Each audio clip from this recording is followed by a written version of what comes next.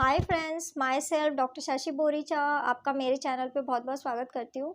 आज मैं आपको एक कंडीशन एक्सप्लेन करूँगी जिसका नाम है पैनक्रियाटिक सिस्ट। मैं आपको बताऊँगी कि ये क्या होता है, इसमें क्या क्या सिम्टम्स आते हैं, इसके कॉज क्या है और साथ ही साथ कुछ होम्योपैथिक मेडिसिन जो आप इस कंडीशन के लिए यूज़ कर सकते हैं। लेकिन उससे पहले आप प्लीज़ मेरे चैनल को सब्सक्राइब कर लीजिए और जो बेल आइकन है उसे प्रेस कर लीजिए ताकि आपको मेरे आने वाली वीडियोज़ का नोटिफिकेशन मिलता रहे। तो चलिए स्टार्ट करते हैं। सबसे पहले आखिर पैनक्रियाटिक सिस्ट क्या होता है। तो ये कंडीशन है जिसमें पर्सन को पैनक्रियाज में कुछ फ्लूइड फिल्ड ग्रोथ फॉर्म होने लग जाती है और ये पर्सन को पैनक्रियाज के अंदर या फिर बाहर की तरफ हो सकता है। सिस्ट कई बार नियोप्लास्टिक हो सकता है या फिर नॉन नियोप्लास्टिक हो सकता है, जिसका मतलब है कि कुछ सिस्ट जो होते हैं वो कैंसर में कन्वर्ट हो सकते हैं।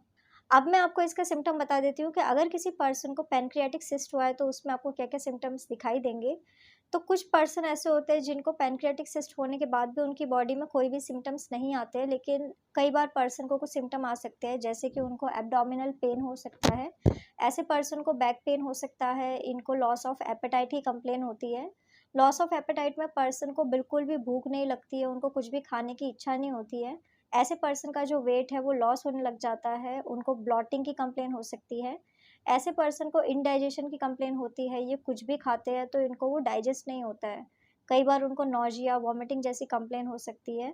कुछ सीवियर केसेस में पर्सन को जॉइंडिस होने लग जाता है, उनकी स्किन और आइज़ का कलर येलो हो सकता है। ऐसे पर्सन का जो स्टूल है वो भी लाइट कलर का हो सकता है, उसमें फैट भी हो सकता है। इसके अलावा ऐसे पर्सन को कई बार एब्डोमेन में कोई लंप फॉर्मेशन भी हो सकती है। अब मैं आपको इसका कॉज़ बता देती हूँ कि आखिर क्या रीज़न है किसी पर्सन को पैनक्रियाटिक सिस्ट होने का। तो इसके मल्टीपल कॉज़ हो सकते हैं। फर्स्ट इंपॉर्टेंट कॉज़ यही है कि अगर आपकी फैमिली में किसी को ये कंडीशन हुई थी तो आपको होने के चांसेस काफ़ी ज़्यादा बढ़ जाते हैं। ये जेनेटिक पे बहुत ज़्यादा डिपेंड करता है। इसके अलावा अगर किसी पर्सन को पॉलीसिस्टिक किडनी डिजीज़ है या फिर सिस्टिक फाइब्रोसिस की कंप्लेन है, तब भी उनको ये बीमारी हो सकती है। इसके अलावा एडवांसिंग एज एक बहुत ही इंपॉर्टेंट रिस्क फैक्टर है। जैसे जैसे पर्सन की एज एडवांस होती है, कोई पर्सन अगर 60-70 ईयर का होता है तो उनके चांस काफ़ी ज़्यादा बढ़ जाते हैं कि उनको पैनक्रियाटिक सिस्ट हो जाए। इसके अलावा अगर किसी पर्सन को पैनक्रियाटाइटिस की कंप्लेन हुई थी, उनको पैनक्रियाज में एक्यूट या फिर क्रॉनिक इन्फ्लामेशन हुई थी, तो उसके वजह से भी पर्सन को इन फ्यूचर पैनक्रियाज में सिस्ट फॉर्मेशन हो सकता है। अब मैं आपको कुछ होम्योपैथिक मेडिसिन बता देती हूँ जो आप इस कंडीशन के लिए यूज़ कर सकते हैं। तो मेडिसिन जैसे कि आप कार्डस मैरियानस 30 मेडिसिन का यूज़ कर सकते हैं, आप सिलिशिया 30 मेडिसिन या फिर आप एपी स्मेल 30 मेडिसिन का यूज़ कर सकते हैं। ये सारी की सारी मेडिसिन आपको 4 ड्रॉप दिन में 2 बार डायरेक्ट अपने टंग के ऊपर यूज़ करना होगा।